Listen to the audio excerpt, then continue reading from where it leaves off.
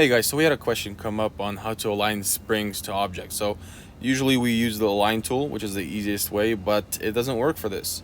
And also, if you use the translate tool for this, it doesn't really go to the center. You just move it basically wherever. So you can either move it manually or you can use this trick. So for example, we're gonna assume that you know your spring size. So in this case, I drew a spring that was 4 millimeters wide, and I have this edge here. So you can either split the body to have an edge, or you can use that flat edge that you have, draw a circle on that, then select it. Since it's on the edge, I should have drawn a bigger circle, but since we can select it from the folder, then we go to the center of the circle, we rotate it by 90 degrees. So we basically have the center of the spring in a sense. Now we go to that flat face and we draw a line across, and we don't really need this. I'm just showing you that I do have that 4 millimeters, because the size of the spring is actually pretty important for you to center it, right?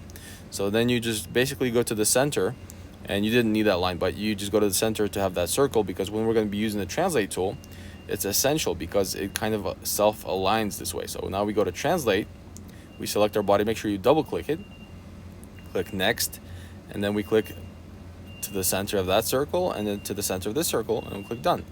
And this is probably the easiest way to do it. I don't know of a faster one, but if you know of a faster one, let me know. We can all learn together.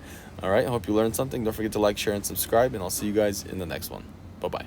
Here at Shapr3D, our goal is to inspire and empower you to create your own amazing projects. Please support our work so that we can keep doing it. Don't forget to like, share, and subscribe to see more.